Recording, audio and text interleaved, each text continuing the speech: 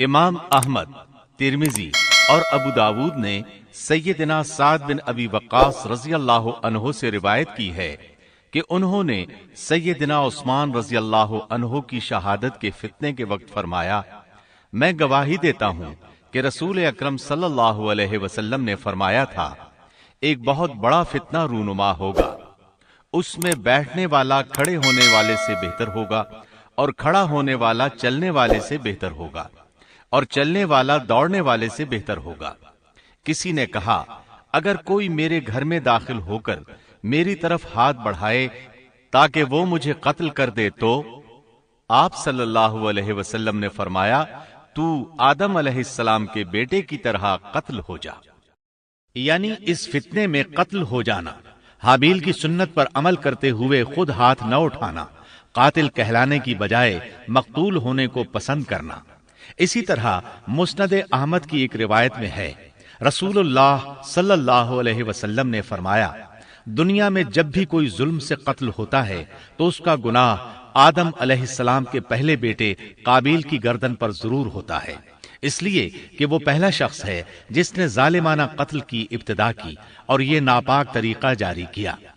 اس حدیث سے اس جرم کی نوعیت کا بخوبی اندازہ ہوتا ہے کہ اللہ تعالیٰ نے اس کو صرف ایک قتل قرار نہیں دیا بلکہ اس کو ایک گھناؤنی حرکت قرار دیا۔ قیامت تک آنے والے لوگ جو اس گناہ کے مرتکب ہوں گے، ان کا کچھ گناہ قابیل کے حساب میں ڈالا جائے گا۔ حابیل کو قتل کرنے کے بعد قابیل نے اپنی بیوی کو ساتھ لیا اور دور دراز نرم زمین کے پاس جا کر رہائش پذیر ہو گیا اور آدم علیہ السلام کے سامنے تک نہ ہوا۔ آدم علیہ السلام پہاڑوں کے قریب ایک بستی میں رہ رہے تھے، یہ ان سے بہت دور جا بسا تھا۔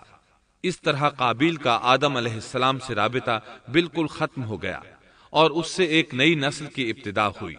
فحاشی اور اریانی کو ان کے ہاں عروج حاصل تھا۔ عبادت یہ لوگ اگرچہ اللہ ہی کی کرتے تھے، لیکن آدم علیہ السلام کی شریعت کے خلاف بے حیائی کے دل دادا تھے۔ تقوی کی قلت، احکام الہی کی نافرمانی اور فحاشی کا فروغ ان کے شب و روز کا معمول تھا۔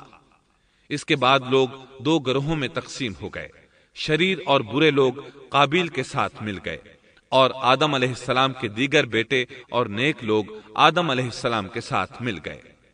آدم علیہ السلام 960 سال زندہ رہے۔ ان کی کل عمر تو 1000 سال تھی، لیکن 40 سال کم کر دی گئی۔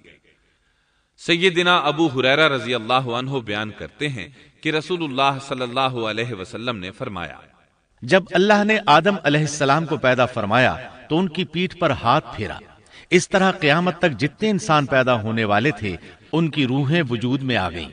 پھر ہر انسان کی آنکھوں کے درمیان ایک نور رکھ کر آدم علیہ السلام کے سامنے پیش کیا۔ انہوں نے پوچھا، یا اللہ، یہ کون ہے؟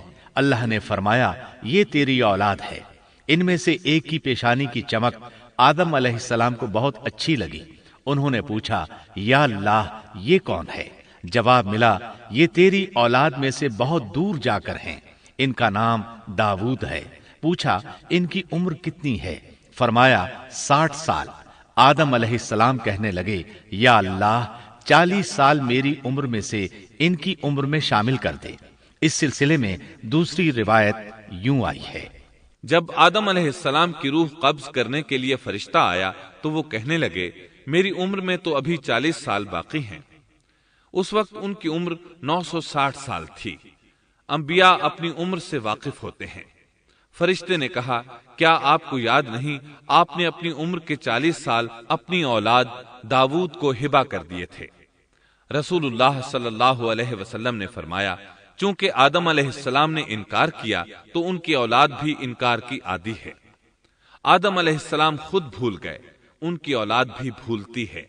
آدم علیہ السلام نے خطا کی، ان کی اولاد بھی خطا کرتی ہے۔ حابیل کے قتل کے بعد اللہ تعالیٰ نے آدم اور حوا علیہ السلام کو اس کا نعم البدل عطا کیا۔ اس کا نام انہوں نے شیس رکھا۔ شیس کا مطلب ہے اللہ کا دیا ہوا تحفہ۔ حابیل کے قتل پر آدم اور حوا علیہ السلام دونوں بہت غمگین ہوئے، اس لیے اللہ نے بدلے میں انہیں شیس علیہ السلام عطا فرمائے۔ سیدنا ابو ذر غفاری رضی اللہ عنہ سے مروی ایک صحیح حدیث میں ہے کہ رسول اللہ صلی اللہ علیہ وسلم نے فرمایا، اللہ تعالیٰ نے 104 صحیفے نازل فرمائے، ان میں سے 50 صحیفے شیس علیہ السلام پر نازل ہوئے۔ ان صحیفوں میں ایسے قوانین، اصول اور ضابطے تھے جن سے انسانیت کی زندگی منظم ہوتی ہے۔ شیس علیہ السلام نے آدم علیہ السلام سے علم حاصل کیا، لیکن آدم علیہ السلام کا تمام علم وہ حاصل نہ کر سکے، اس لیے کہ آدم علیہ السلام نے بالمشافہہ اللہ تعالی سے علم حاصل کیا تھا، اور بہت سی اشیاء کا علم اللہ تعالی نے انہیں سکھا دیا تھا، اس لیے وہ تمام علماء سے بڑھ کر عالم تھے۔ شیس علیہ السلام نے آدم علیہ السلام سے علوم سیکھ کر لوگوں کو سکھائے۔ لوگوں نے ان سے مختلف علوم، فنون اور پیشے سیکھے۔ انہیں شہروں میں رہنے سہنے کے بارے میں تعلیم دی، دن رات کے حسابات سے انہیں آگاہ کیا اور انہیں بتایا کہ کن اوقات میں وہ اللہ کی عبادت کریں اور عبادت کے طریقے انہیں سکھائے۔ احادیث میں اس کی وضاحت ملتی ہے۔ امام احمد رحمت اللہ علیہ بیان کرتے ہیں کہ ابو زمعہ سعدی کہتے ہیں کہ انہوں نے مدینے میں ایک شیخ کو لوگوں سے کلام کرتے دیکھا تو ان کے متعلق پوچھا، یہ کون شخص ہے؟ لوگوں نے بتایا کہ یہ ابی بن کعب رضی اللہ عنہ ہیں، بڑے صحابہ میں ان کا شمار ہوتا ہے، تمام مسلمانوں سے بڑھ کر قرآن اور اس کی تفسیر کے عالم ہیں۔ ابو زمعہ فرماتے ہیں کہ ابی بن کعب رضی اللہ عنہ اس وقت یہ واقعہ بیان کر رہے تھے کہ جب آدم علیہ السلام کی وفات کا وقت قریب آیا تو انہوں نے اپنے بیٹوں سے فرمایا، میرا جنت کے پھل کھانے کو جی چاہتا ہے۔ جنت کے پھل دنیاوی پھلوں جیسے ہی ہوتے ہیں، سیب، انار، انگور، یہ سب جنت میں موجود تھے۔ جنت کے اور دنیا کے پھلوں میں فرق یہ ہے کہ دنیاوی پھل بدبودار ہو جاتے ہیں، جبکہ جنتی پھل کبھی بدبودار نہیں ہوتے۔ اسی طرح دنیاوی پھلوں کا ذائقہ عارضی ہوتا ہے، جبکہ جنتی پھلوں کا ذائقہ ہمیشہ برقرار رہتا ہے۔ اس لیے آدم علیہ السلام نے چاہا کہ وہ جنت کے پھل کھائیں، چنانچہ ان کے بیٹے تلاش میں نکل گئے۔ انہوں نے اپنے ساتھ کلہاڑے، کدالیں اور ٹوکریاں لے لی۔ راستے میں انہیں فرشتے ملے، ان کے پاس آدم علیہ السلام کا کفن اور خوشبو وغیرہ تھی۔ انہوں نے پوچھا، آدم کے بیٹو، کس چیز کی تلاش میں ہو؟ کہاں جا رہے ہو؟ انہوں نے جواب میں کہا، ہمارے والد مریض ہیں، انہیں جنت کے پھلوں کی خواہش ہے۔ فرشتے ان کے سامنے انسانی شکل میں آئے تھے، ان کی بات سن کر بولے، واپس جاؤ، تمہارے والد فوت ہونے کے قریب ہیں۔ اب ان میں اتنی طاقت نہیں رہی کہ پھل کھا سکیں۔ جب فرشتے آدم علیہ السلام کی روح قبض کرنے کے لیے آئے تو حوا علیہ السلام نے انہیں پہچان لیا۔ وہ بلند آواز سے آدم علیہ السلام کو پکارنے لگی، ان کے ساتھ چمٹ گئیں۔ آدم علیہ السلام بولے، مجھ سے الگ ہو جاؤ، پہلے بھی مجھے تمہاری وجہ سے مصیبت پہنچی تھی، میرے اور میرے رب کے فرشتوں کے درمیان سے ہٹ جاؤ۔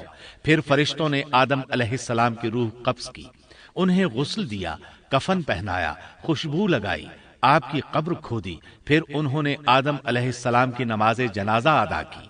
اس کے بعد انہیں قبر میں اتارا، پھر اوپر مٹی ڈال دی اور بولے، آدم کے بیٹو، تمہارے لیے یہی طریقہ ہے۔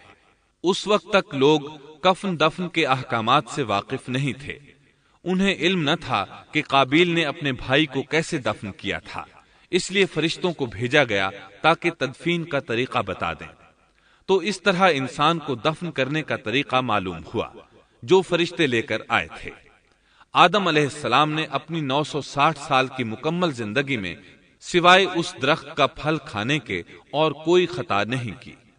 یہ تھا ہمارے باپ سیدنا آدم علیہ السلام کا اسوہ اور سیرت طیبہ کا حال۔ آپ کی وفات کے 1 سال بعد حوا علیہ السلام بھی وفات پا گئیں۔ آدم علیہ السلام کی وفات کے بعد ان کے بیٹے شیس علیہ السلام نے ان کی ذمہ داریاں سنبھال لی۔ اب تبلیغ کا کام انہیں کرنا تھا۔ ادھر قابیل جو نرم زمین میں جا آباد ہوا تھا، اس کی اولاد نے فتنہ و فساد اور سرکشی کی زندگی اختیار کی۔ انہوں نے قتل و غارت گری کا بازار گرم کر دیا۔ یہ لوگ آدم علیہ السلام کی قوم کے پاس سے گزرتے تو وہاں بھی فساد مچاتے۔ ابن عباس رضی اللہ عنہما سورۃ الاحزاب آیت 33 کی تفسیر کرتے ہوئے فرماتے ہیں، وَلَا تَبَرَّجْنَ تَبَرُّجَ الْجَاهِلِيَّةِ الْأُولَى पुराने जमाने की जाहिलियत की तरह अपने बनाव का इजहार ना किया करो। उस वक्त दो नस्लें आबाद थीं, एक पहाड़ पर और दूसरी नरम जमीन पर। पहाड़ों के मर्द खुश शक्ल थे, औरतें स्याह फाम थीं, जबकि जमीन वालों की औरतें खूबसूरत थीं और मर्दों के रंग सांवले थे। अब इब्लीस ने अपना काम शुरू किया। वो इंसानी शक्ल में नरम जमीन वालों के पास आया और एक शख्स का गुलाम बनकर रहने लगा। फिर उसने बांसुरी शक्ल की एक चीज ईजाद की और उसको बजाने लगा। लोग उस आवाज पर लट्टू हो गए, उसके गिर्द भीड़ लगाकर सुनने लगे। फिर एक दिन मेले का मुकर्रर हो गया, उसमें हजार हा मर्द और औरतें जमा होने लगे। इत्तेफाक से वहां एक दिन एक पहाड़ी आदमी भी आ गया। उसने मैदानी औरतों के हुस्न जमाल को देखा। उसने अपने कबीले वालों से उनके हुस्न जमाल का जिक्र किया। अब वहां के लोग कसरत से मैदानी इलाके में आने लगे। इस तरह आहिस्ता आहिस्ता मर्दों और औरतों में इख्तिलात बढ़ा। बदकारी और जिनाकारी आम हुई, जबकि ये सब काम शीस अलैहिस्सलाम की शरीयत में हराम थे। ये सब बयान करने के बाद इब्ने अब्बास रजी अल्लाह अन्हुमा कहते हैं, अल्लाह ताला के कौल ولا تبرجن تبرج الجاهلية الأولى की यही तफसीर है और कदीम जाहिलियत से यही मुराद है, क्योंकि उन लोगों ने जमीन में एक अजीम फसाद और इंतशार बर्पा कर रखा था। शीस अलैहिस्सलाम अपनी कौम के लोगों को समझाते रहे कि वो इन शरीर और फसादी लोगों के साथ मेल जोल न रखें, लेकिन शैतान मुसलसल उन्हें वरगलाता रहा, यहां तक कि शीस अलैहिस्सलाम के साथ बहुत थोड़े लोग रह गए और काबिल की कौम में बहुत इजाफा हो गया। लोग यूं ही जिंदगी बसर करते रहे, यहां तक कि अल्लाह ताला ने उनमें इदरीस अलैहिस्सलाम को मबूस फरमाया। चुनाचे अब हम आपको इदरीस अलैहिस्सलाम के बारे में बताते हैं। एक हदीस में है कि आदम और शीस अलैहिस्सलाम के बाद इदरीस अलैहिस्सलाम पहले नबी हैं। एक दूसरी हदीस में है कि इदरीस अलैहिस्सलाम पहले नबी हैं जिन्होंने कलम के जरिए लिखा और लोगों को किताबत सिखाई। हाफिज इब्ने कसीर ने उनका हुलिया कुछ यूं बयान किया है, पूरा कदो कामत, खूबसूरत, खूब रू, घनी दाढ़ी, उम्दा औसाफ के मालिक, चौड़े कंधे, मजबूत हड्डियां, दुबले पतले, सुरमगी चमकदार आंखें, गुफ्तगू बावकार, खामोशी पसंद, संजीदा और मतीन, चलते हुए नजर नीची, इंतहाई फिक्र खौज के आदि, गुस्से के वक्त सख्त गजबनाक, बातें करने में शहादत की उंगली से बार बार इशारा करने के आदि। इदरीस अलैहिस्सलाम शीस अलैहिस्सलाम की शरीयत पर अमल पैरा रहे। चूंकि इदरीस अलैहिस्सलाम रसूल भी थे, इसलिए अल्लाह की तरफ से मुस्तकिल उन पर शरीयत नाजिल हुई, जिसकी तशरीह व तफसीर करके लोगों को अहकाम इलाही से आगाह फरमाते। इदरीस अलैहिस्सलाम ने जब देखा कि मुफसिदीन ईमान वालों पर जुल्म व ज्यादती कर रहे हैं, उनका फसाद बढ़ता जा रहा है और समझाने के बावजूद ये लोग बाज नहीं आ रहे, तो उन्होंने अपने पैरोकारों को जिहाद का हुक्म दिया। इदरीस अलैहिस्सलाम पहले शख्स हैं जिन्होंने अल्लाह के रास्ते में जिहाद किया, गनीमतें हासिल की और दुश्मनों को कैदी बनाया, लेकिन गनीमतें और कैदी उनके लिए हलाल नहीं थे। रसूलुल्लाह सल्लल्लाहु अलैहि वसल्लम पहले रसूल हैं जिनके लिए गनीमतें हलाल की गईं, लेकिन ये बात यकीनी है कि जिहाद सबसे पहले इदरीस अलैहिस्सलाम ने किया। उन्होंने जिहाद के लिए सबसे पहले एक लश्कर तैयार किया, फिर उस लश्कर को दो हिस्सों में तकसीम किया। एक हिस्सा प्यादों पर मुश्तमिल था, दूसरा सवारों पर। चुनाचे भरपूर तैयारी के बाद इदरीस अलैहिस्सलाम ने काबिल की कौम पर चढ़ाई कर दी। हक व बातिल के दरमियान जबरदस्त मारके हुए। आखिरकार इदरीस अलैहिस्सलाम ने उन्हें घुटने टेकने पर मजबूर कर दिया। उनका बहुत सा माल व असबाब लूट लिया और लोगों को कैदी बना लिया। अल्लाह ताला ने इन तमाम बातों का जिक्र नहीं फरमाया, बल्कि अल्लाह ने उनकी सीरत के बारे में अपनी किताब कुरान मजीद में इशारतन जिक्र फरमाया है। मसलन सूरह मरियम आयात 56 और 57 में इरशाद होता है, वज़कुर फिल किताब इदरीस इन्नहु कान सिद्दीक़न नबिय्या ورفعناه مكانا عليا۔ اور اس کتاب میں ادریس کا بھی ذکر کر، وہ بھی نیک کردار نبی تھے، ہم نے انہیں بلند مقام پر اٹھایا۔ ان کے بلند مرتبے کے بارے میں بخاری اور مسلم میں حدیث موجود ہے کہ نبی کریم صلی اللہ علیہ وسلم نے فرمایا، میں نے معراج کی رات چوتھے آسمان پر ادریس علیہ السلام سے ملاقات کی، وہ چوتھے آسمان پر بلند مقام پر فائز تھے۔ ابن جریر نے ایک روایت بیان کی ہے، وہ روایت اس بات کی وضاحت کرتی ہے کہ اللہ تعالیٰ کے ارشاد وَرَفَعْنَاهُ مَكَانًا عَلِيًّا سے کیا مراد ہے، اس کا کیا مفہوم ہے؟ ابن جریر کے علاوہ دیگر بڑے بڑے مفسرین اور مورخین نے بھی اس روایت کو ذکر کیا ہے، لیکن اس کی کوئی صحیح سند نہیں مل سکی۔ وہ روایت یہ ہے۔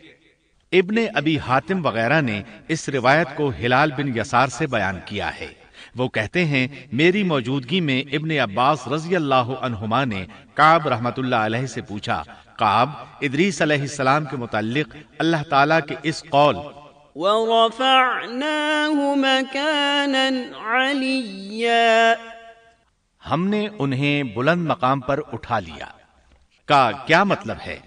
تو کعب رحمت اللہ علیہ نے جواب دیا، اللہ تعالیٰ نے ادریس علیہ السلام پر ایک مرتبہ یہ وحی نازل فرمائی، اے ادریس، تمام اہل دنیا جس قدر روزانہ نیک عمل کریں گے ان سب کے برابر میں تجھے ہر دن اجر دوں گا۔ ادریس علیہ السلام نے یہ سنا تو انہیں خواہش محسوس ہوئی کہ میرے اعمال میں روز افزوں اضافہ ہو، اس لیے عمر کا حصہ طویل ہو جائے تو اچھا ہے۔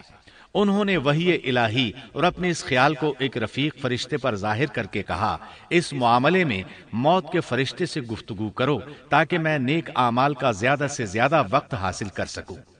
اس فرشتے نے جب یہ سنا تو ادریس علیہ السلام کو اپنے بازوؤں پر بٹھا کر لے اڑا۔ جب یہ چوتھے آسمان سے گزر رہے تھے تو موت کا فرشتہ زمین پر آنے کے لیے اتر رہا تھا، وہیں دونوں کی ملاقات ہو گئی۔ دوست فرشتے نے موت کے فرشتے سے ادریس علیہ السلام کے بارے میں گفتگو کی۔ موت کے فرشتے نے دریافت کیا، ادریس علیہ السلام کہاں ہیں؟ اس نے کہا، میری پشت پر۔ موت کا فرشتہ کہنے لگا، مجھے اللہ کی طرف سے یہ حکم ملا ہے کہ چوتھے آسمان پر ادریس علیہ السلام کی روح قبض کروں، اس لیے میں سخت حیرت میں تھا کہ یہ کیسے ممکن ہے، ادریس علیہ السلام تو زمین پر ہیں۔ چنانچہ موت کا فرشتہ ادریس علیہ السلام کے پاس آیا، ان سے اجازت طلب کی اور ان کی روح قبض کر لی۔ انبیاء کو یہ امتیاز حاصل ہے کہ فرشتہ ان کی اجازت کے بغیر ان کی روح قبض نہیں کر سکتا، اور رسول اللہ صلی اللہ علیہ وسلم کو تو یہ اختیار دیا گیا کہ آپ دنیا میں مزید رہنا پسند کریں تو رہ سکتے ہیں، یا پھر رفیق اعلیٰ کی رفاقت کو پسند کر لیں۔ آپ نے رفیق اعلیٰ کی رفاقت کو پسند فرمایا۔ اس طرح ادریس علیہ السلام کی روح چوتھے آسمان پر قبض کی گئی۔ انہیں بھی عیسیٰ علیہ السلام کی طرح آسمان پر اٹھایا گیا۔ فرق یہ ہے کہ عیسیٰ علیہ السلام کی روح قبض نہیں کی گئی۔ یہ واقعہ نقل کر کے کعب رحمت اللہ علیہ فرماتے ہیں کہ اللہ تعالیٰ کے ارشاد وَرَفَعْنَاهُ مَكَانًا عَلِيًّا کی تفسیر یہی ہے، لیکن درست بات یہ ہے کہ یہ اسرائیلی روایت ہے۔ ادریس علیہ السلام کی وفات ہو گئی تو لوگ فساد میں اور بڑھ گئے، ان میں شر پھیل گیا، تاہم وہ توحید پر قائم رہے۔ بت پرستی کا ان میں کوئی شعور نہیں تھا۔ لوگ آدم علیہ السلام کی وفات کے 1000 سال بعد تک توحید پر قائم رہے۔ ان میں فسق و فجور ضرور تھا لیکن شرک نہیں تھا۔ اللہ تعالیٰ کے اس ارشاد كان الناس أمة واحدة دراصل لوگ ایک ہی امت تھے کا یہی مطلب ہے۔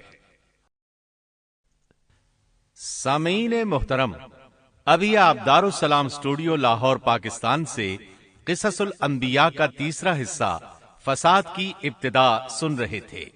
قصص الانبیاء کے چوتھے حصے شرک کا آغاز میں آپ یہ سنیں گے، بت پرستی اور شرک کی ابتدا کب اور کیسے ہوئی، نوح علیہ السلام کا نام و نسب اور قرآن مجید میں تذکرہ، نوح علیہ السلام کی قوم کو دعوت توحید، قوم کی ہٹ دھرمی اور مومنین کا استہزاء، 950 سال کی بے مثال جد و جہد کے باوجود قوم کا عذاب پر اصرار، نوح علیہ السلام کی قوم کے خلاف بد دعا اور اللہ کی طرف سے کشتی بنانے کا حکم، تنور کا ابلنا اور طوفان کا برپا ہونا، نوح علیہ السلام کا بیٹے سے مکالمہ اور بیٹے کی غرقابی، طوفان کا تھمنا اور جودی پہاڑ پر کشتی کا رک جانا، نوح علیہ السلام اور ان کی قوم کو شکرانے کا حکم، نوح علیہ السلام کی اولاد کتنی تھی، طوفان کے بعد آپ کتنی دیر زندہ رہے